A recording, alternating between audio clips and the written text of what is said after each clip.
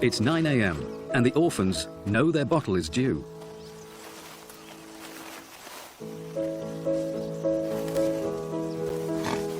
Little Nkala can't wait, so Musoli lets him suck an ear.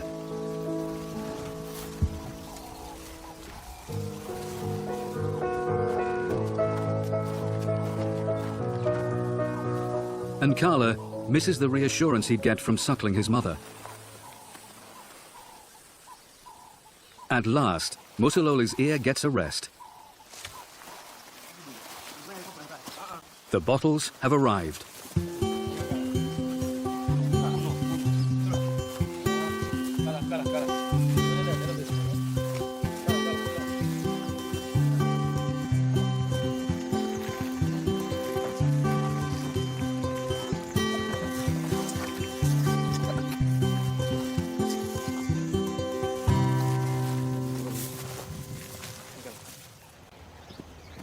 Whilst the orphans are out, Oliver is taking the opportunity to do some home improvements. He moves the logs and branches into new configurations. The elephants are here a couple of hours a day, and it's important to keep them stimulated. Simply moving the furniture gives them something to explore. Then, Oliver deploys a secret weapon. Essential oils. Peppermint and garlic. These are essential oil. They have very strong smell. Oliver just needs to put a couple of drops in strategic places. Garlic essence goes on a log. And peppermint flavors the water.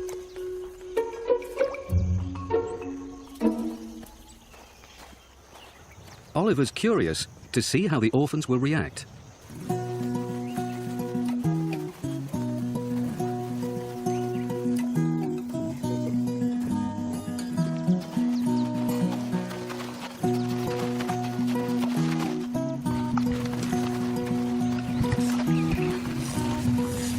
The Ella's priority is always to have their milk first.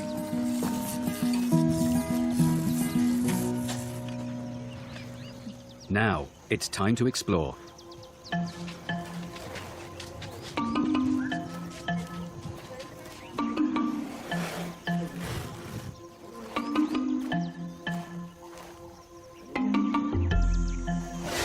Nkala finds the barrel with the peppermint. The essential oils have different benefits. Peppermint aids digestion.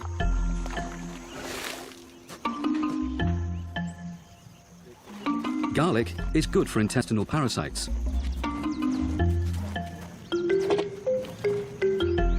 Oliver now smells strongly of both. And to Zambzi, that makes him very interesting indeed.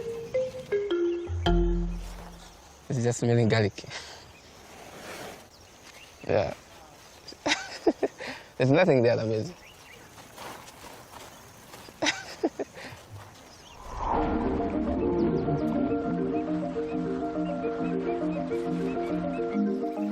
An elephant's sense of smell is 4 times greater than a bloodhound's. They have an extra olfactory organ in the roof of their mouths. Smells are tested with the tip of the trunk transferring the odor to the mouth.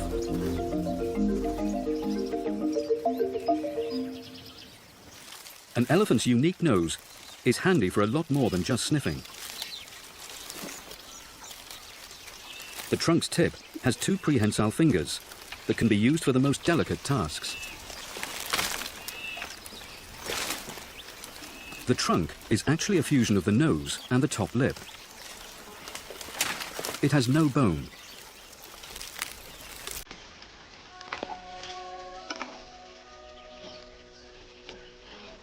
"40,000 individual muscles along the trunk's length allow for precise movements. They work together like a human tongue. The muscles on one side contract and shorten, whilst those opposite relax and lengthen.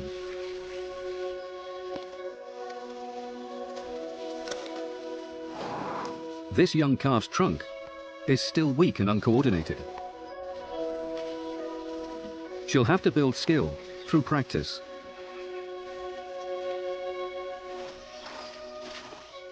By the time she's fully grown, this youngster will be able to lift nearly half a ton with her trunk.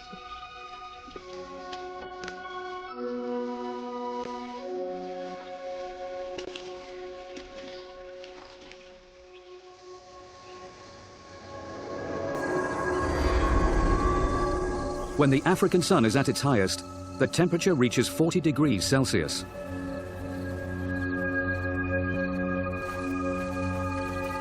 Elephant skin is up to 2.5 centimeters thick.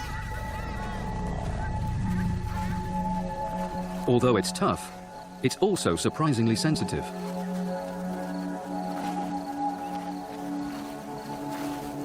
To protect themselves from the sun's ultraviolet light, elephants take mud baths whenever they get the chance.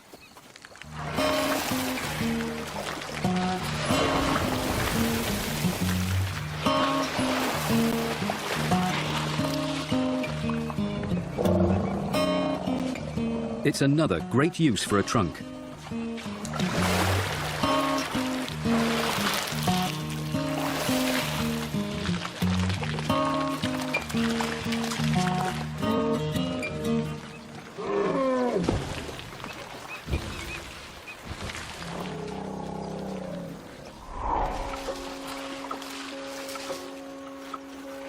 The third calf at Lilayi Elephant Nursery is Zambzi.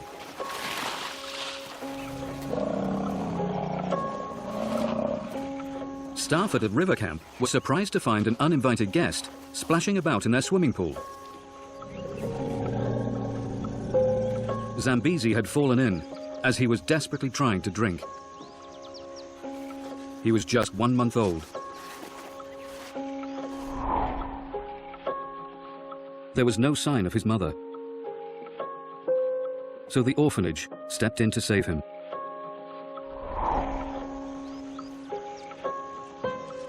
Zambzi is now nearly 4.5 and in perfect health.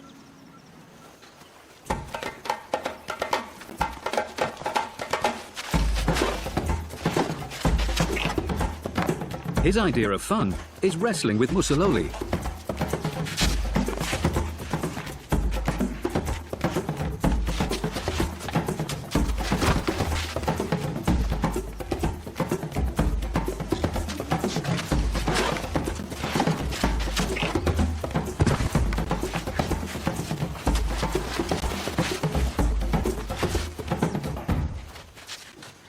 They're practicing for when they grow up and have to compete for status and for females.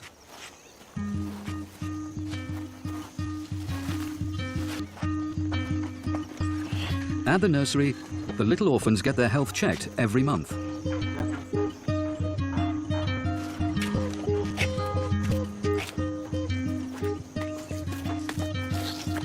Okay, good job, Aaron. So he is 653. Wow. Okay. Zambzi likes suckling so much that he doesn't mind that he's only drinking water. Boy. His keeper squeezes the teat to restrict the flow and buy everyone some time. Height, length, girth and tusks are all recorded.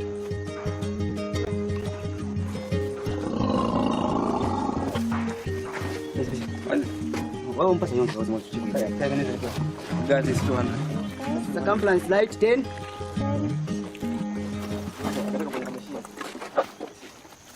Done. Yep.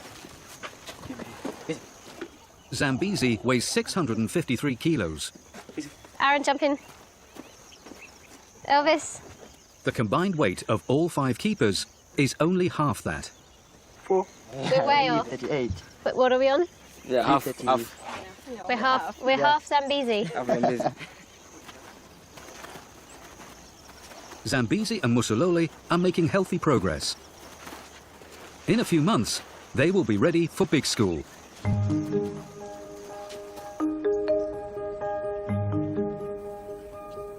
The Camp Phoenix release facility is 350 kilometers west of Lusaka in the wilds of central Zambia. Elephant orphans are transferred here to start their reintroduction to the wild. Maramba is a boisterous 6-year-old elephant.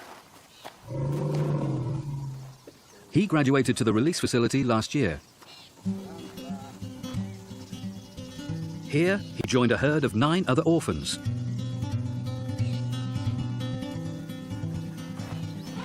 Maramba is beginning to learn to cope on his own,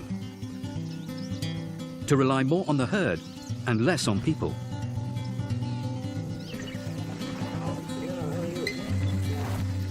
With the other new arrivals, he's being weaned.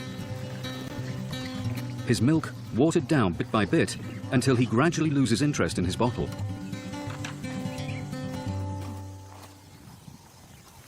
With his new family, Maramba is going on much longer walks. But this is the wild and there are predators, so a guard follows the young herd.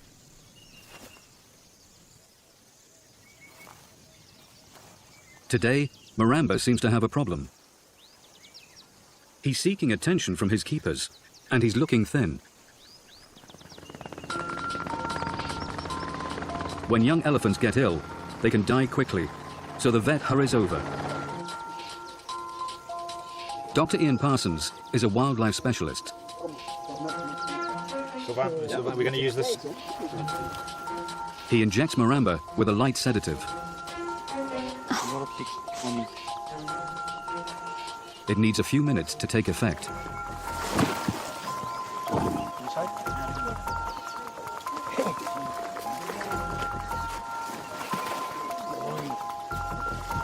The team works quickly, so Maramba doesn't overheat.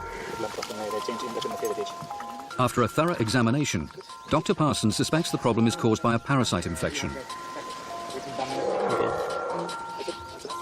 He takes a blood sample from Maramba's ear. Slide, please. Next, he gives an injection to revive him.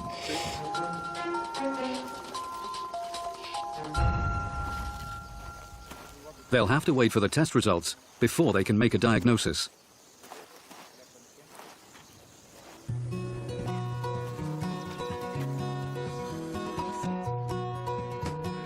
There's no indication of the life-threatening parasite, but Maramba is a little anemic. Maramba. So his keepers put him back on the bottle to build him up again.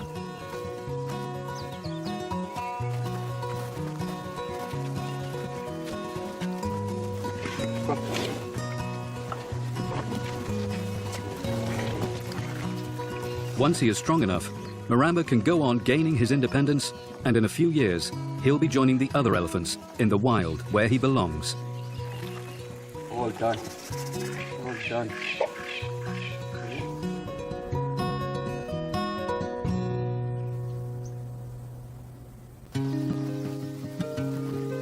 "350 kilometers away, back at the nursery, it's the afternoon, and it's starting to cool down.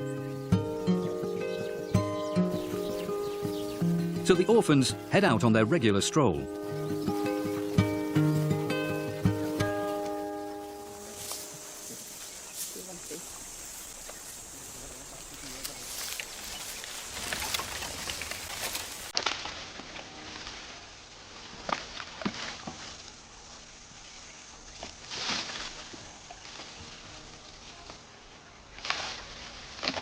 Little Nkala is copying the older orphans, learning how to get the best foliage.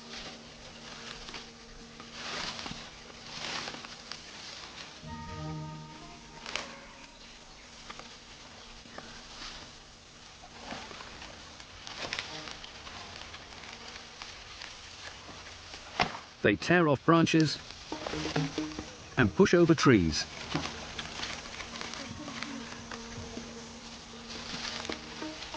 Elephants have a greater environmental impact than any other mammal, except humans.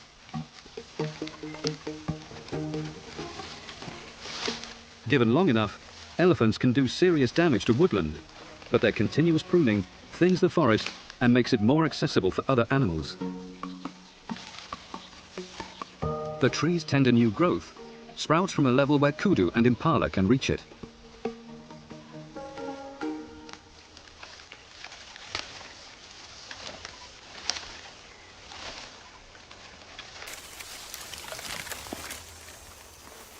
In the face of the onslaught, some trees have adapted to protect themselves. This sapling has red leaves that have super high levels of tannin, making it unpalatable to elephants.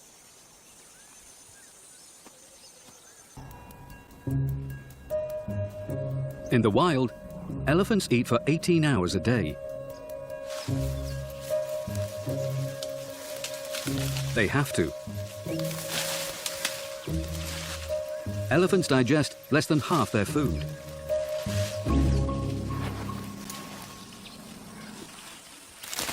The rest of it goes straight through and out the other end. That's more than 155 kilograms of dung a day.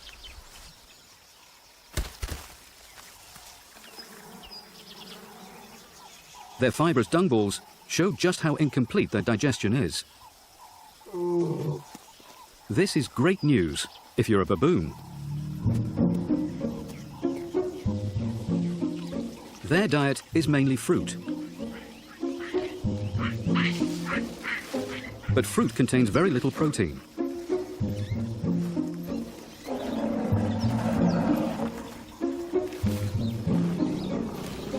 The half-digested nuts and insects attracted to elephant dung are a regular feast.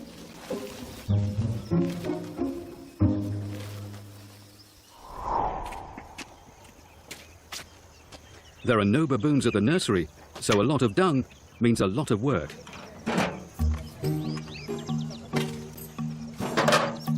While the orphans are out, the keepers have a chance to clean up. Like humans, individual elephants have very different personalities, and there's a noticeable difference between their stalls. The two older orphans are tidy. There's very little food on Musoli and Zambzi's floor. And their toilet is neatly by the gate.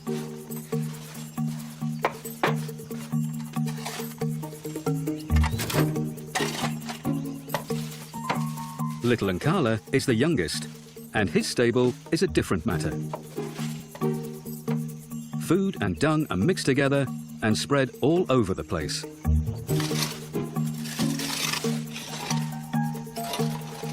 He's still got a lot to learn.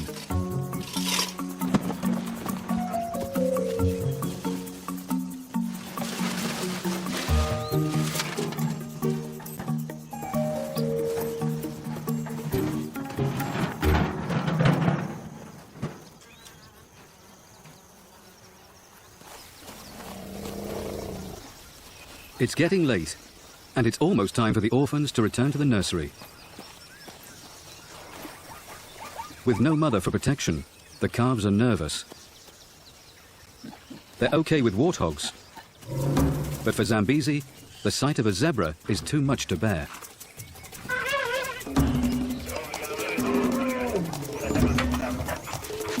Without waiting for the others, he heads for home.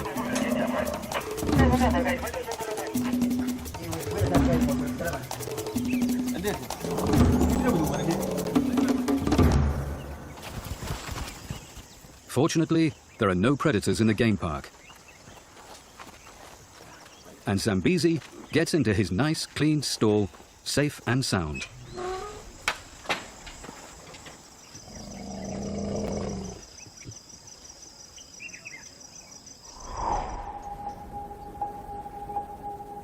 In the wild, a lone calf attracts attention.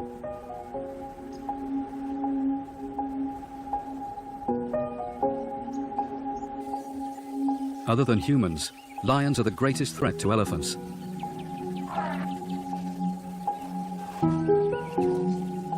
This little one would make a hearty feast for an entire pride.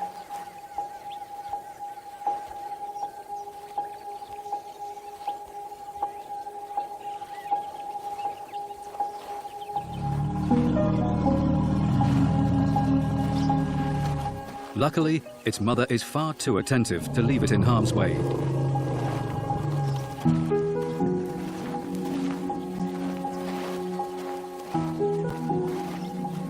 Calves are at risk until they are at least 4 years old. To protect them, the family moves in unison.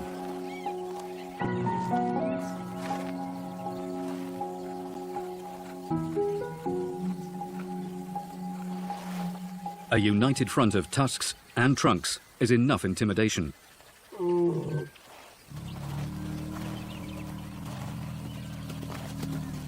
Lionesses aren't the elephant mother's only worry.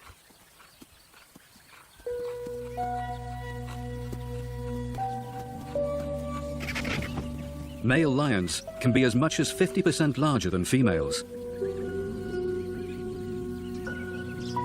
When it comes to bigger prey, a male's extra power gives him the edge.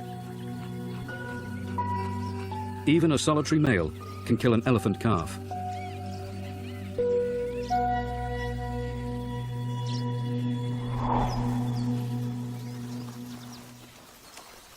At Lilayi Nursery, the youngest orphans have got a lot to learn before they'll be ready for the wild. For now, they just need to keep growing and keep getting stronger.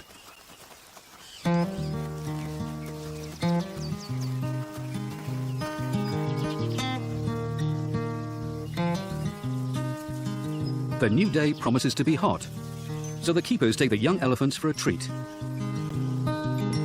A couple of kilometers from the nursery, there's a lake. The perfect place for a picnic.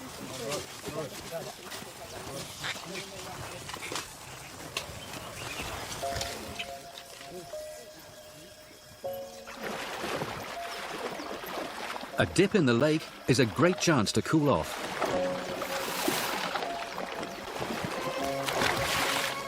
Through the constant, dedicated care of their keepers, the orphans have escaped death and their future looks bright. Musoli and Zambzi have learned all the core skills the nursery can teach them.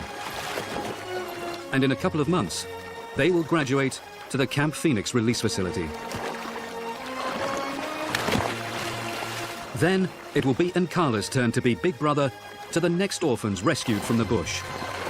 He'll help guide them on their journey back into the wild.